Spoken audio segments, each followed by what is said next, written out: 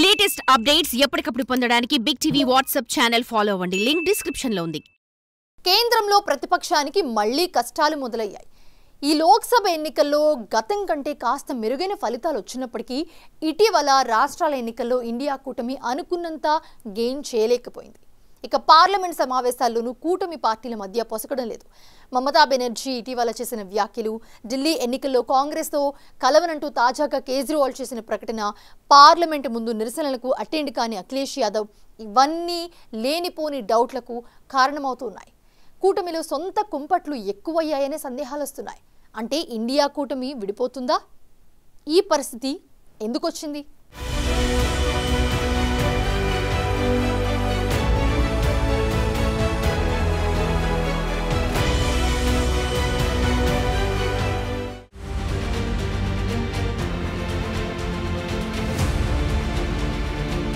ఇది తెలిసిన చరిత్రేగా అనుకోవద్దు. చీలకలు మెలికలు ఎన్నున్నా తట్టుకొని 2 పర్యాయాలు దేశాన్ని పాలించిన కూటమి ఇది. నాడు ప్రతిపక్ష ఎన్డీఏను నిద్రపోకుండా చేసిన బలం ఈ కూటమి సొంతం. అయితే ఇప్పుడు దాని పేరు మారినప్పటికీ నాటి ఆత్మ మాత్రం అలాగే ఉంది. కానీ అందులో సామర్థ్యమే లోపిస్తోంది. యూపీఏ నుండి ఇండియాగా మారిన భారత ప్రతిపక్ష కూటమి సామర్థ్యం ఇప్పుడు పూర్తిగా ప్రక్షాళన దిశగా వెళ్తుందా అని సందేహాలు వస్తున్నాయి. ఇండియా కూటమి భవిష్యత్తుపై ప్రశ్నలు లేవనెత్తుతున్నాయి. ఎందుకంటే అందులోని అనేక వర్గాల మధ్య విభేదాలు తెరపైకి వస్తున్నాయి. కూటమిని నడిపే కాంగ్రెస్ తీవ్రమైన ఆత్మ పరిశీలన చేసుకోవాలని విమర్శలు పెరుగుతున్నాయి.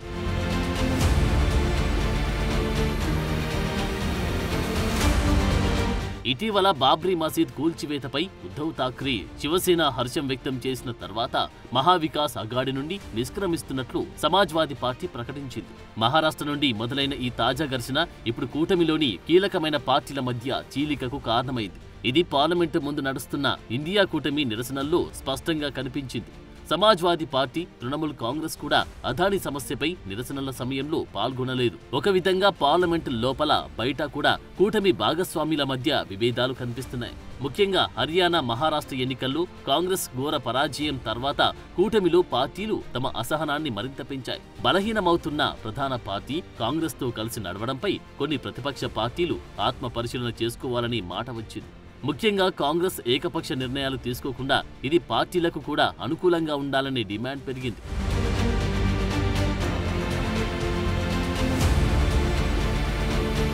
విపక్షాల కూటమిలో కాంగ్రెస్ ఆధిపత్యానికి వ్యతిరేకంగా పలువురు నేతలు ఇప్పటికే స్వరం పెంచారు. భాగస్వామ్య పక్షాల్లో విభేదాల మధ్య పశ్చిమ Bengal CM Mamata Banerjee India bloc పనితీరుపై అసంతృప్తిని వ్యక్తం చేశారు. ఇంకో అడుగు ముందుకేసి అవకాశం ఇస్తే ఇండియా కూటమిని తానే నడిపిస్తానంటూ సంచలన వ్యాఖ్యలు చేశారు. పశ్చిమ బెంగాల్ ముఖ్యమంత్రిగా తన పాత్రను కొనసాగిస్తూనే ప్రతిపక్ష ఫ్రంట్ను నడిపే డ్యూయల్ రోల్ను మమత దీదీ నిర్వహించగలరని టీఎంసీలో బడా నాయకులు బహిరంగంగానే చెబుతున్నారు. అదానీ అవినీతిపై అమెరికాలో ఆరోపణలు వచ్చిన అంశం ఒక్కదాన్నే తీసుకుని పార్లమెంటు స్తంభింపజేయడం సరికాదంటూ టీఎంసీ వాదిస్తోంది. ధరల పెరుగుదల, నిరుద్యోగం, నిధుల కొరత, మణిపూర్ అశాంతితో సహా 6 కీలక అంశాలను పార్లమెంటులో లేవనెత్తాలనుకుంటున్నట్లు తృణమూల్ కాంగ్రెస్ వర్గాలు తెలిపారు. ఈ ఆబ్జెక్షన్ మాత్రమే కాదు, ఇండియా కూటమిలో భాగమైనప్పటికీ ఎన్నికల్లో కాంగ్రెస్ భాగస్వామిగా లేని ఏకైక పార్టీ తృణమూల్ కాంగ్రెస్. ఈ పార్టీ నేతలు ఇప్పుడు ఇండియా బ్లాక్ ని తమ ఆధీనంలోకి తీసుకుంటామని అంటున్నారు.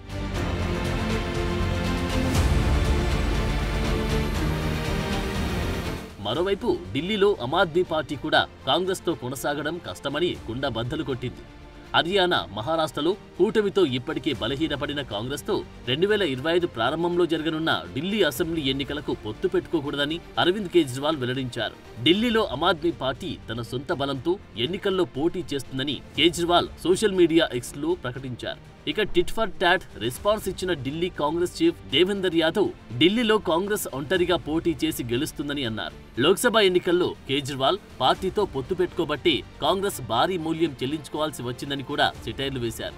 అయితే ఇటీవల హర్యానాలో కాంగ్రెస్ చేతిలో కేజ్రీవాల్ పార్టీ ఓటమి పాలైన తర్వాత ఈ ప్రకటన 2 పార్టీల మధ్య మరింత హీట్ పెంచింది. స్వయంగా కేజ్రీవాలే మేము కాంగ్రెస్తో కలవట్లేదు అని చెప్పడంతో ఇక బ్రేక్ తప్పదని సంకేతాలు వెళ్లాయి.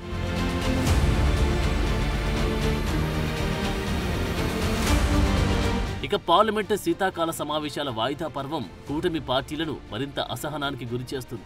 అదాని రైతుల సమస్యలపైన మాత్రమే కాంగ్రెస్ దృష్టి సారించడం, అంతకు మించి అంశాలేమీ లేనట్లుగా నడుచుకోవడం దాని భాగస్వామ్యులను మరింత దూరం చేస్తుంది. ప్రధాన ప్రతిపక్ష పార్టీగా అనేక సమస్యలను లేవనెత్తాల్సిన కాంగ్రెస్ ఇప్పుడు పార్లమెంట్లో ఒంటరిగా మిగిలిందని కామెంట్లు వస్తున్నాయి.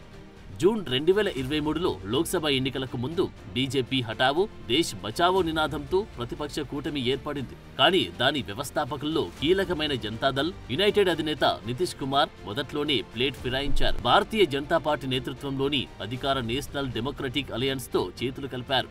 ఇప్పుడు బెంగాల్ టీఎంసీ దారిలోని సమాజ్వాదీ పార్టీ కూడా నడిచేలా కనిపిస్తోంది. తమ పార్టీ ఇప్పటికీ ఇండియా కూటమిలో ఉందని, అయితే కూటమిలో అభిప్రాయ భేదాలు ఉన్నాయని అంగీకరించారు.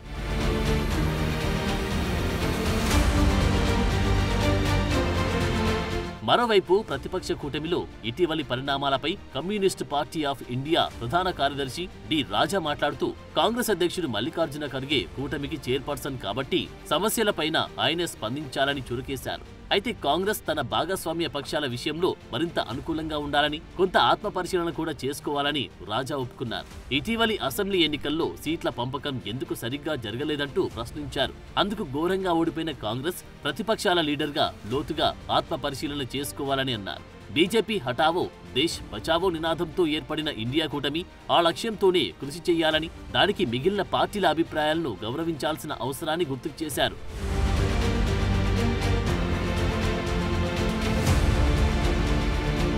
సాధారణంగా ఏ కూటమిలో అయినా విభేదాలు కొత్తేమి కాదు.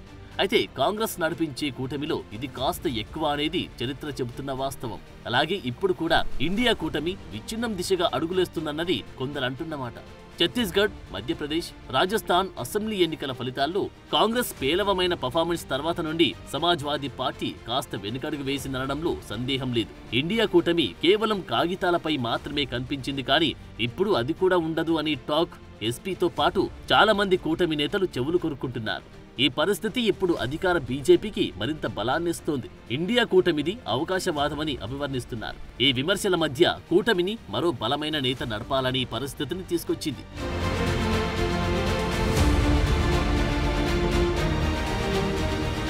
పాట్నాలో జరిగిన ఇండియా కూటమి తొలి సమావేశంలో ప్రతి రాష్ట్రానికి ప్రత్యేక ప్రణాళికలు రూపొందించి కేంద్రంలో బీజేపీని గద్దెదించేందుకు కలిసికట్టుగా కృషి చేయాలని ఖర్గే అన్నారు. ఈ సమావేశానికి దాదాపు 17 రాజకీయ పార్టీలకు చెందిన 32 మందికి పైగా నేతలు హాజరయ్యారు. వీళ్ళందరినీ ఉద్దేశించి రాహుల్ గాంధీ కూడా కీలక వ్యాఖ్యలు చేశారు. పార్టీలు ఏవైనా గత విభేదాలను పక్కనబెట్టి క్లీన్ స్లేట్ తో సమావేశానికి హాజరయ్యానంటూ తెలిపారు. దేశాన్ని కాపాడుకునేందుకు కలిసికట్టుగా పనిచేయాలని స్పష్టమైన సందేశం ఉందని ఎస్పీ చీఫ్ అఖిలేష్ యాదవ్ కూడా అన్నారు. అయితే ఇప్పుడున్న పరిస్థితులు అప్పుడు చేసిన ప్రతిజ్ఞలకు విరుద్ధంగా కనిపిస్తున్నాయి. అయినా సరే కాంగ్రెస్ నేతలు మాత్రం ఇలాంటివి సర్వసాధారణమని, ఏది ఏమైనా గ్రాండ్ ఓల్డ్ పార్టీ అండ లేకుండా ఏ ప్రతిపక్ష కూటమి పనిచేయలేదని భావిస్తున్నట్లు కనిపిస్తోంది. ఈ వైఖరి ఇలాగే ఉంటే కూటమిలో వేరే కుంపటికి దారితీస్తుందని రాజకీయ విశ్లేషకులు అభిప్రాయపడుతున్నారు.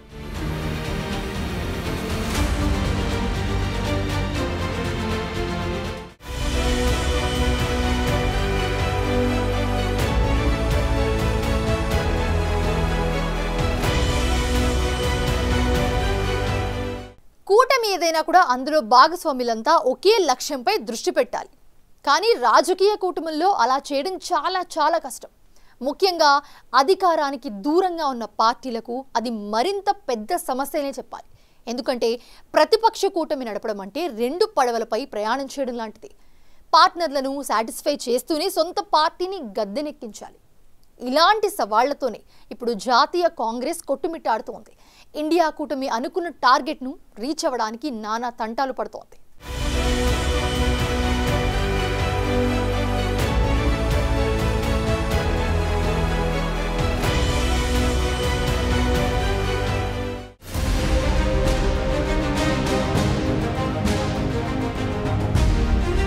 గతంలో సోనియా గాంధీ అధ్యక్షత వహించిన యునైటెడ్ ప్రోగ్రెసివ్ అలయన్స్ ని రద్దు చేసి దాన్ని ఇండియాగా ఎందుకు మార్చారో యూపీఏ సొంత వారసత్వాన్ని ఎందుకు చెరిపేయాలని భావించారో వివరించడానికి మొదట్లోనే కాంగ్రెస్ కష్టపడింది. అలాంటి అయోమయం, గందరగోళం ఇంకా కొనసాగుతూనే ఉంది. అందుకే భారత కూటమికి ఎవరు నాయకత్వం వహిస్తారు అనే దానిపై ఎంత మల్లగులాలు పడ్డారు.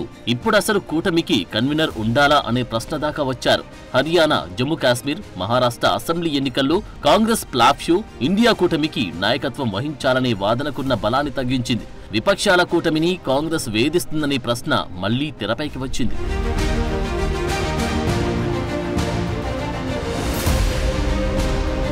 ఇక ఇటీవల మమతా బెనర్జీ ఇండియా కూటమికి నాయకత్వం వహించడానికి సిద్ధంగా ఉన్నాను అనే వ్యాఖ్యపై కూటమిలోని ప్రభుత్వ పార్టీలన్నీ స్వాగతించాయి.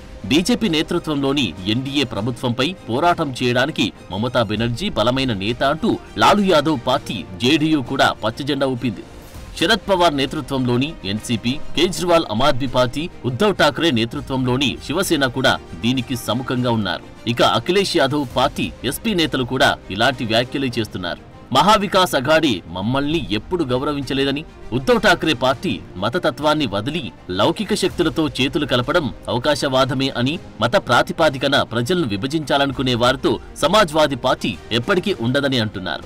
ఇటీవలి మహారాష్ట్ర ఎన్నికల్లో కాంగ్రెస్, శివసేన సీట్ల పంపకాలపై చేసుకున్న రచ్చ కారణంగానే కూటమి ఓడిపోయిందని, ఇలాంటి యాగి ఆగకపోతే కూటమి కూలిపోవడం ఖాయమని వ్యాఖ్యానించారు.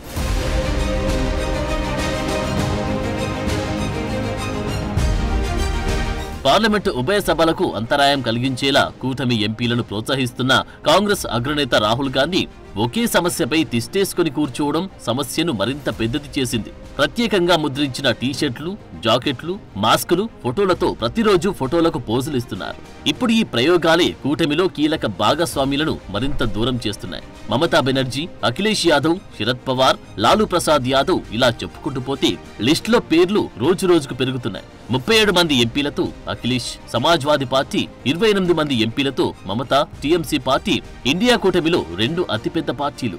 ఇక 8 మంది ఎంపీలతో శరద్ పవార్ కు చెందిన ఎన్సీపీ కూడా కాంగ్రెస్ వైఖరి పట్ల అసంతృప్తిగా ఉంది. పార్లమెంటరీ ఎన్నికల ఫలితాలు వచ్చిన 6 నెలల తర్వాత ఈ పరిస్థితి కాంగ్రెస్ ను ఒంటరి చేస్తున్నట్లు కనిపిస్తోంది. ఇండియా కూటమి విచ్ఛిన్నం అవుతుందేమోననే సందేహాలు వస్తున్నాయి.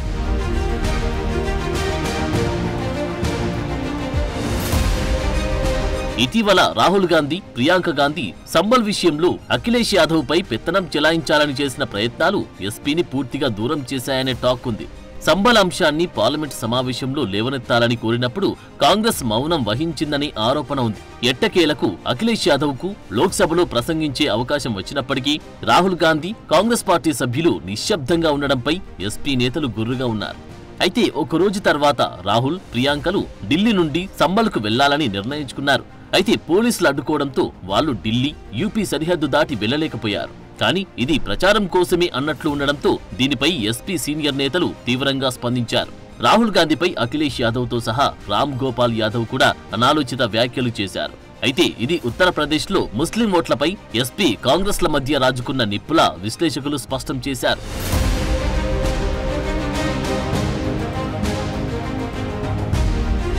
అయితే కూటమిలో బీటలు కనిపించేలా చేసిన ఈ పార్లమెంటు సమావేశాల తర్వాత ఇండియా కూటమి సమావేశమయ్యే అవకాశముంది. త్వరలో రాబోయే ఢిల్లీ, బీహార్ ఎన్నికలు, ఆ తర్వాత ఇతర రాష్ట్రాల ఎన్నికలకు ముందు బీజేపీని ఎదుర్కోవడానికి విపక్ష కూటమిలో ఊపు తెచ్చే ప్రయత్నాలు జరుగుతున్నాయి. అందులో భాగంగా వ్యూహాలను పునఃసమీక్షించడానికి జనవరిలో ఓ సమావేశం జరిగే అవకాశముంది. అయితే ఇందులో బీజేపీని ఎలా ఎదుర్కోవాలి అనే దానికంటే కూటమికి కన్వీనర్ గా ఎవరుంటారన్నది అసలైన సమస్య కావచ్చనే అభిప్రాయాలు వస్తున్నాయి. ఇప్పటి వరకు జరిగిన పరిణామాలను చూస్తే మమతా బెనర్జీని కన్వీనర్ గా ఎన్నుకోవడానికి ప్లాన్లు నడుస్తున్నట్లు చాలా మంది భావిస్తున్నారు. మమతా బెనర్జీ 7 పర్యాయాలు ఎంపీ, 4 సార్లు కేంద్ర మంత్రి, 3 సార్లు ముఖ్యమంత్రిగా పనిచేసి 4వ పర్యాయం గద్దెనెక్కడానికి రెడీ అవుతున్నారు. ఈ అనుభవంతో మమతకు మద్దతు పెరుగుతోంది. ఆమె పాలనలో నిలకడగా ఉన్న రికార్డులు, ఎన్నికల్లో బీజేపీని సమగ్రంగా ఓడించగల సామర్థ్యం మమతను ఈ పెద్ద పాత్రకు మరింత దగ్గర చేస్తుందనే అభిప్రాయాలున్నాయి. మరి దీన్ని కాంగ్రెస్ ఎలా తీసుకుంటుందన్నది ఇప్పుడు ఆసక్తిని రేపుతోంది.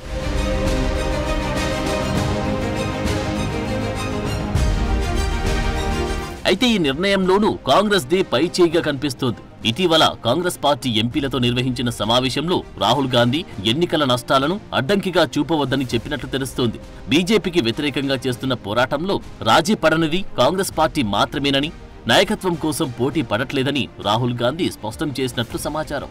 దీన్ని బట్టి ఈ మహాకూటమి నాయకత్వంలో ఇతర పార్టీలకి చోటు దక్కనివ్వకుండా చేసే ఉద్దేశం కాంగ్రెస్ కు లేదన్నది క్లియర్ గా తెలుస్తూనే ఉంది. ఇలాంటి నిర్ణయమే నిజానికి రాహుల్ గాంధీని నాయకుడిగా నిలబెట్టిందన్నది చాలా మంది అభిప్రాయపడతారు. కాంగ్రెస్ అధ్యక్ష బాధ్యతలు ఖర్గేకు అప్పగించడంలో కూడా ఇదే విశాల దృష్టి కనిపిస్తోంది.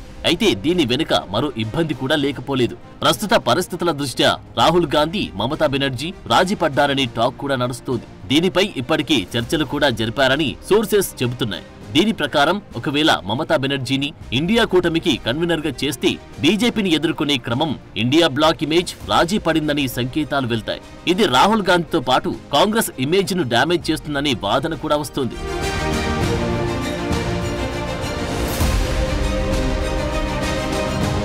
ఏది ఏమైనప్పటికీ జనవరిలో నిర్వహించబోయే ఇండియా కూటమి సమావేశం బీజేపీకి వ్యతిరేకంగా చేసే పోరాటంపై చర్చించే కంటే కూటమిని ఎవరు నడపాలనే దానిపైనే ఎక్కువ దృష్టి పెట్టే అవకాశాలు కనిపిస్తున్నాయి. ఒకవేళ ఇలాగే జరిగితే అది ఇండియా కూటమిని ఏర్పాటు చేసిన మొత్తం ఉద్దేశాన్ని మార్చేస్తుందని చాలా మంది వాదిస్తున్నారు. అయితే ఒక్క మాట మాత్రం వాస్తవం. భారతదేశ రాజకీయాలు చాలా వరకు బైపోలర్ పాలిటిక్స్ గా మారాయి అనడంలో సందేహం లేదు. పొలిటికల్ పొజిషన్ లో ఉన్న పార్టీ గాని, నేత గాని ఎన్నికల్లో గెలుపొందే సామర్థ్యం ఉన్నప్పుడే మిత్రపక్షాల అవకాశాలు కూడా మరింత పెంచడం సాధ్యమవుతుంది. అప్పుడే ఎలాంటి కూటమి అయినా సంకీర్ణమైన నిలదొక్కుంటుంది. ఈ విషయంలో కాంగ్రెస్ తడబడినట్లు కనిపించినప్పటికీ ఈ గ్యాప్ వెనుక అసలు కారణం ఇది కాదంటున్నారు కొందరు విశ్లేషకులు. మిత్రపక్షాల మధ్య సైద్ధాంతిక సఖ్యత లేకపోవడమే పొత్తులో చిచ్చురేపిందని అంటున్నారు. అయితే బీజేపీ విషయంలో ఉమ్మడిగా ఉన్న వ్యతిరేకత ఒక్కటి ఆ పార్టీలను కలిపింది కాబట్టి ఇకపై అదే లక్ష్యం వారిని కలిపి ఉంచుతుందని, ఇండియా కూటమి సజీవంగా ఉండడానికి ఈ ఒక్క కారణం చాలని అంటున్నారు. మరి రాబోయే రోజుల్లో కూటమిలో కుంపట్లు ఆరుతాయా లేదా అన్నది చూడాలి.